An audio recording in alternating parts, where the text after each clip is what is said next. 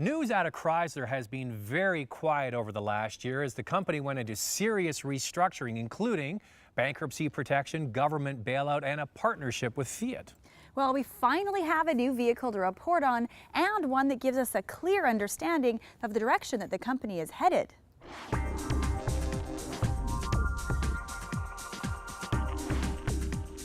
The Jeep brand, particularly the Grand Cherokee, has a lot of brand appeal in the marketplace, one that Chrysler hopes will bring buyers into the dealership looking for a sophisticated yet off-road worthy SUV. This Grand Cherokee is bigger than the outgoing model. It has a much more refined ride and interior, plus it's available with an all-new V6 engine. This all-new Jeep Grand Cherokee is based on the next-generation Mercedes ML platform. Remember that old Daimler-Chrysler partnership? Well, this is a carryover from before they divorced. Now, Jeep was quicker to get their vehicle to market. That's why it's out first. Styling is strong. Even on the base model, there is little hard plastic cladding. The Jeep grille is one of the most recognizable designs in the entire auto industry. So it's no wonder it's featured in chrome finish and framed by narrow, aggressive-looking headlights. The flowing body panels are offset by trapezoidal wheel openings, framed with wheel arch extensions. The back is simple and features taillights that are similar to the Dodge Journey. Big wheels make a bold statement on any SUV, so all are either painted alloy or polished aluminum in sizes ranging from 17 to 20 inches. One of the biggest criticisms of Chrysler products over the last few years has been their addiction to hard, cheap plastics on the interior. Well, there's none of that in here.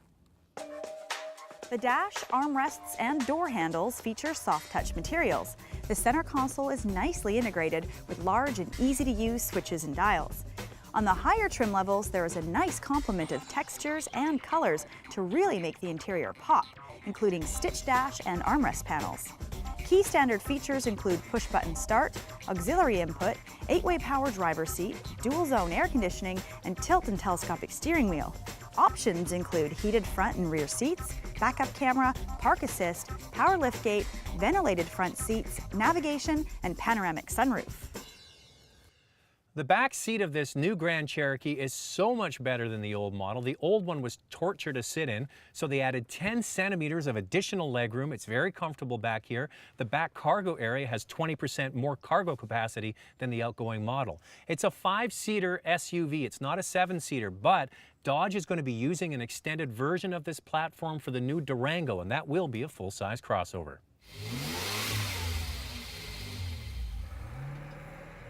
This new 3.6-liter V6 engine with 290 horsepower really deserves some praise.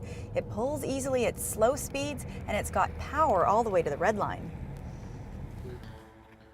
Yes, the 5.7-liter V8 Hemi is still available, but to be honest, the V6 is lighter, it uses a lot less fuel, and it never feels like a compromise.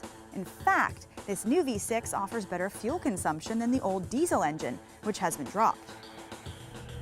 The road manners of this new Cherokee are first-rate. With the new, stiffer, Mercedes-derived platform, it's a rock on the highway, and the feeling is one of quality.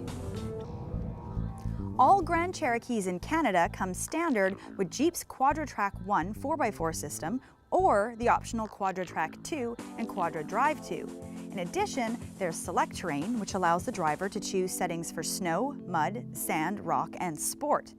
Okay, here's the thing about the new Grand Cherokee. It starts at just under $38,000, and the top-of-the-line model is just under $50,000. That's the one we have here. And that's thousands less than the outgoing model, plus it has more standard equipment.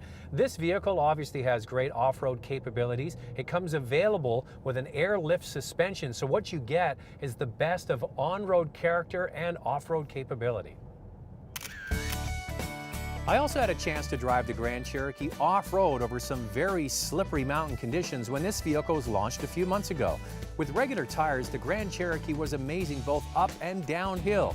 Even though this vehicle is very refined on-road, its off-road capability is not compromised. So when I was at the launch of the Grand Cherokee, I didn't just get to go off-road, I got to drive all of the vehicle trim levels over a couple of days up and down the California coast, including the base model V6, the Limited, which is kind of like the middle grade, and the top Overland with the V8, which is the one that I'm driving here today. And all of them are smooth and quiet and sophisticated, riding on that Mercedes-Benz platform. Do yourself a favor though, try the V6, don't just go to the V8 by default. The V6 is very good, 290 horsepower, that's a lot of ponies. The Grand Cherokee has finally grown up, not only to be an off-road tour de force, but a modern and classy place to spend some time. Considering the amount of refinement and capability packed into this new Jeep, I predict it'll bring previous Jeep buyers back to the brand and should be considered by many buyers in the mid-size SUV category. So Zach, is the Grand Cherokee back? I think in a big way. If you're shopping for a Grand Cherokee, do yourself a favor and try the 3.6-liter V6. It's probably all you'll ever need. It's that good, almost 300 horsepower. The interior is the best effort we've seen from Chrysler, and it really looks fantastic through all of the trim levels. Plus, when you're driving this vehicle, it feels really well made, and considering the price, this vehicle is fighting with luxury vehicles for inside content and the build quality. On the downside, the only thing, Lacey, that I'd like to see is when you put the vehicle in drive, there's no sport setting. Not a problem when you're driving the V8, but with the V6, sometimes you could use that setting. Now, what did you like about it? Well, you know what, Zach, I love the fact that you've got this refined ride, yet you still have that legendary Jeep off-road capability. And you touched on the V6, but this V8 is potent. The extra room in the back seat makes a huge difference, and you know what? This thing is good looking. And on the downside, there was a diesel available up until 2008. There's no diesel available on this, so here's hoping that maybe they'll work out something with Mercedes and we'll see a diesel in the future. That would be a big seller. Now, you know what? We mentioned off the beginning, Lacey, this is the first look at Chrysler after their restructuring, but they have more vehicles to show us. 75% of the Chrysler lineup is going to be redone, and we're heading off on a road trip with Chrysler. They're going to show us all of the vehicles. We'll get lots of interviews. We're going to be down in the San Francisco area, so it's going to be very interesting. And let's hope that those new vehicles from Chrysler are as impressive as this new Jeep.